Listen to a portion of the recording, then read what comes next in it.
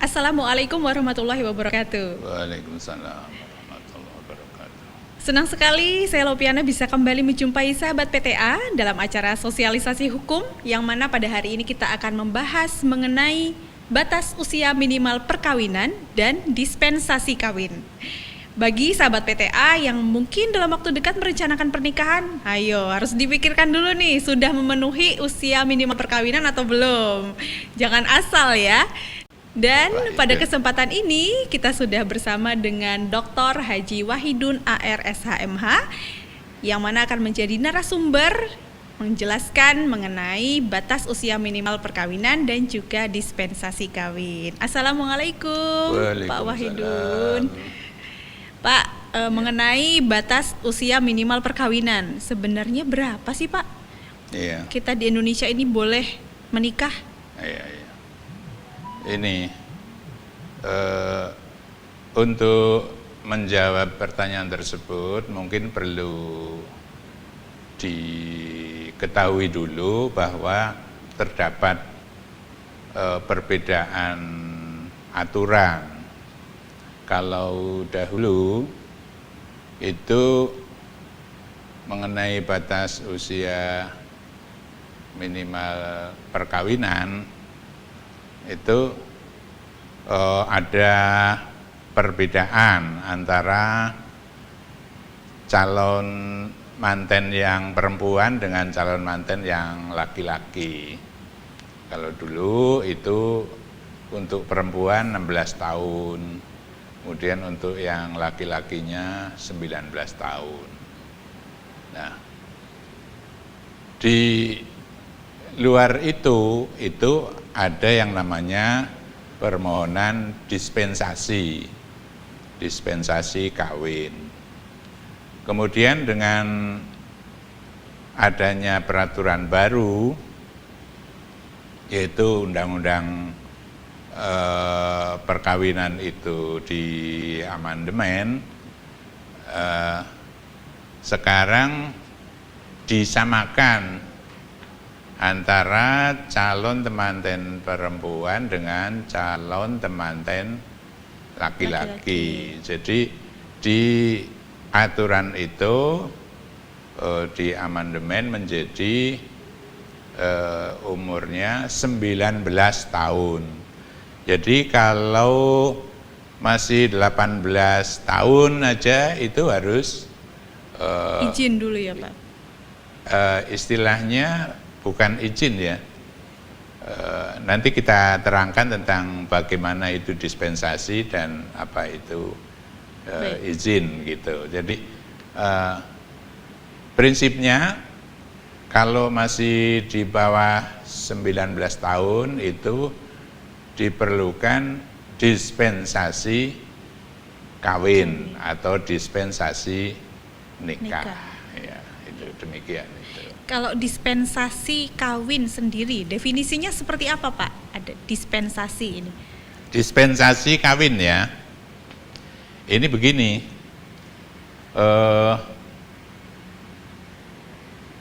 persoalan dispensasi itu sebetulnya persoalan izin kawin. Gitu. Jadi soal izin kawin itu adalah persoalan wali atau orang tua. Jadi prinsipnya orang yang mau menikah itu diperlukan izin kawin dari wali atau orang tuanya. Akan tetapi wali atau orang tuanya itu untuk mengizinkan anaknya kawin itu harus sudah mencapai umur tertentu. Kalau sekarang itu, kalau belum 19 tahun, itu nggak Tidak bisa bisa wali atau orang tuanya menikahkan, mengizinkan ya. anaknya menikah. Nah, kalau di atas itu boleh mengizinkan, itu orang tua atau walinya itu. Tapi kalau belum umur 19 tahun, itu artinya perlu izin dari pengadilan. Ya. Nah, itu namanya dispensasi. Dispensasi. Kalau dari orang tua atau wali itu namanya izin. Kalau dari pengadilan, kalau belum mencapai umur, itu namanya dispensasi kawin. Itu. Iya. Dispensasi ini diajukan ke pengadilan agama ya Pak? Iya, iya. Dan diajukan oleh orang tua. Diajukan oleh orang tuanya yang mengajukan atau walinya. Jadi bukan si anak itu sendiri yang mengajukan, adalah orang tuanya atau walinya. Gitu. Karena batasan dari usia pernikahan ini mencegah dari perkawinan yang terlalu dini seperti itu ya Pak? Ya, tujuannya begitu. Ini kan seperti ini. Ada permohonan dari atas nama LSM itu menganggap bahwa usia perkawinan di Indonesia itu masih terlalu dini, dan oleh karena itu mohon supaya waktu itu permohonannya itu diajukan ke MK, supaya merevisi aturan mengenai batas minimal usia perkawinan. Kemudian oleh MK itu karena ada bukti-bukti yang menyertai, kemudian permohonan itu dikabulkan, sehingga MK mengabulkan permohonan itu, kemudian memberikan tenggat waktu kepada DPR dan pemerintah untuk merevisi atau mengamandemen Undang-Undang Nomor 1 Tahun 74 itu dalam waktu 3 tahun waktu itu. Nah, karena itu sekarang itu sudah ada undang-undangnya, sudah direvisi, kemudian mengesahkan bahwa batas usia minimal perkawinan itu adalah 19 tahun. Gitu. Kalau dispensasi kawin sendiri syarat-syaratnya apa sih Pak? Bagaimana seseorang bisa mengajukan dan kemudian dikabulkan oleh pengadilan agama dispensasi kawin? Ya, prinsipnya begini, orang mengajukan dispensasi, orang tuanya itu kan umpamanya ya, yang sering terjadi itu anak usia 17 tahun barangkali. Iya. Nah, usia 17 tahun kan biasa itu sekarang itu sudah dianggap tahulah tentang kebutuhan laki-laki perempuan gitu. Iya. Kemudian biasanya itu pergaulannya barangkali terlalu jauh dan sebagainya, kemudian berakibat mengkhawatirkan orang tuanya kalau anak itu tidak segera dikawinkan, nanti jangan-jangan ada akibat tertentu. Nah, karena itu mengajukan permohonan dispensasi kawin atau nikah ke pengadilan. Ya, syarat-syaratnya antara lain itu nanti yang dihadirkan adalah, kecuali wali atau orang tua atau pemohon, itu juga anak-anak tersebut, termasuk juga orang tuanya dari anak yang mau menikah. Nah, kemudian sudah barang tentu ya syarat-syarat administrasi yang lainnya sebagaimana umumnya untuk mengajukan di pengadilan. Dan itu sudah diatur di dalam Perma nomor 5 ya, yang berhubungan dengan tata cara mengadili permohonan dispensasi perkawinan atau dispensasi nikah. Gitu. Biasanya hakim ini punya pertimbangan apa Pak untuk bisa mengabulkan dispensasi nikah?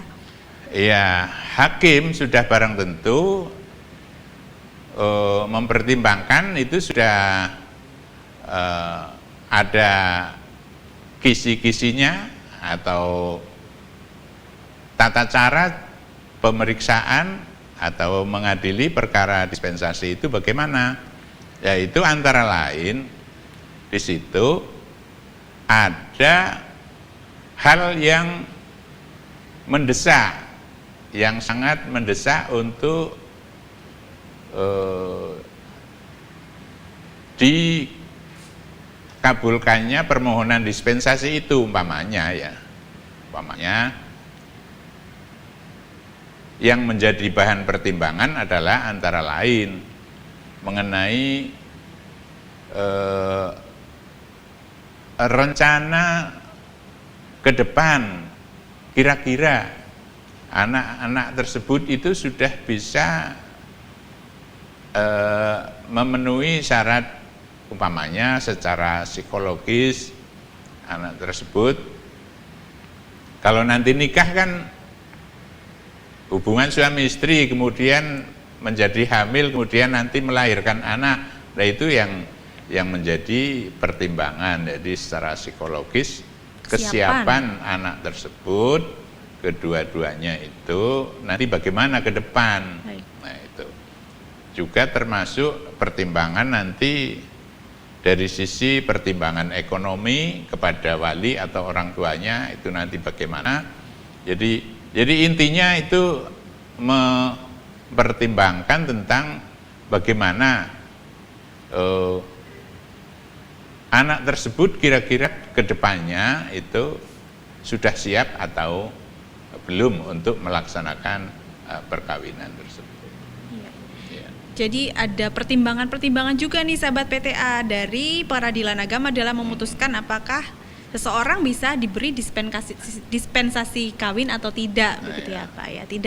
Tidak hanya mengajukan lalu langsung diberi, tidak seperti itu ya Pak ya. Ya sebaiknya itu begini. Kalau untuk para remaja ya sebaiknya itu mempersiapkan dulu, umpamanya untuk pendidikannya bagaimana, mempersiapkan dulu bagaimana kesiapan untuk dari sisi ekonomi dan sebagainya, mempersiapkan dulu bagaimana kalau nanti punya anak dan sebagainya. Nah itu memang untuk bikin sebuah rumah tangga itu memang perlu persiapan. Jadi tidak hanya mempertimbangkan tentang kebutuhan seksual dan sebagainya itu. Jadi dari sisi kesiapan untuk masa yang akan datang itu, karena akan melahirkan generasi penerus. Nah, untuk itu maka maunya pemerintah, maunya undang-undang itu mengatur, mempersiapkan sedemikian rupa supaya kita nanti mempunyai keturunan atau generasi yang baik di masa yang akan datang. Jangan umpamanya masih anak-anak itu sudah berhubungan kontak tertentu, kemudian padahal secara psikologisnya itu belum siap untuk mempunyai anak. Nah itu supaya hal itu dihindari. Ya karena itu katakanlah ini mencegah perkawinan dini ya, itu. Mencegah perkawinan anak-anak ya, katakanlah begitu. Jadi supaya ini perkawinan itu betul-betul dipersiapkan matang untuk menempuh kehidupan yang akan datang. Baik, terima kasih Bapak Dr. Wahidun atas materi yang disampaikan. Ya, semoga ini menambah wawasan dari sahabat PTA ya, bahwa ya ini karena baru pokok-pokoknya aja, nanti untuk urian selanjutnya nanti bisa dipelajari dalam aturan-aturan yang ada itu. Iya, baik Bapak, terima kasih. Ya. Baik sahabat PTA, terima kasih sudah bersama kami dan juga semoga ini bisa menambah wawasan mengenai dispensasi kawin dan juga batas usia minimal perkawinan di Indonesia. Saya Lopiana pamit undur diri. Wassalamualaikum warahmatullahi wabarakatuh. Waalaikumsalam warahmatullahi wabarakatuh.